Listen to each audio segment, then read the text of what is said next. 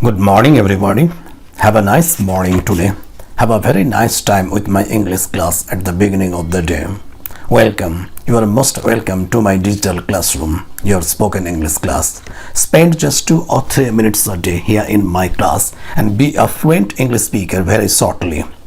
Today I'll read 2 beautiful stories with 2 beautiful lessons for all of us. Try to follow me. Yes, with all your attention. Now the stories. But you have to wait a bit till the end to know the names and the morals. Let's start. The first story. Once there was a man who kept a horse and an ass as beasts of burden.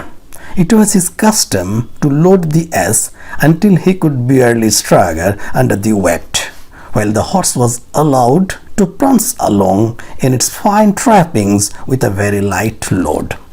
As they were proceeding along the road one day, the ass, who had been ailing for the past several days, said to the horse, "Will you relieve me a part of my load for a few miles? I feel dreadfully unwell, but if you carry a fair portion of the freight today, I shall soon get well again. This weight is killing me." The horse, however, merely kicked up his heels and told the ass not to trouble him with his complaints. The ass struggled along for another half a mile in silence, then suddenly fell to the ground dead. Just then the master came up, and perceiving what had happened, he removed the load from the dead ass and placed it on the horse's back.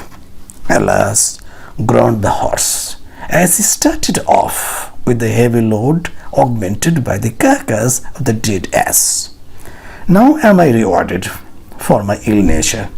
By refusing to bear my fair share of the load, I must now carry the whole of it plus the dead weight of my poor companion."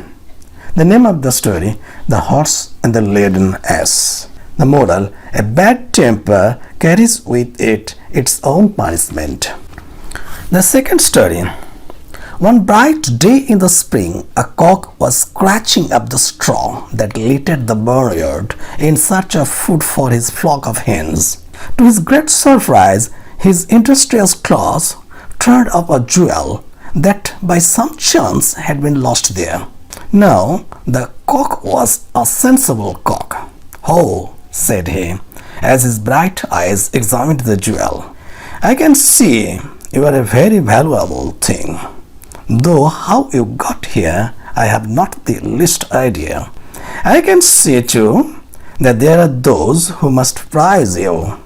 But as for me, give me a kernel of corn rather than all the bright jewels in the world." The name of the story, The Cock and the Jewel. The moral, the ignorant despise what is precious only because they cannot understand it.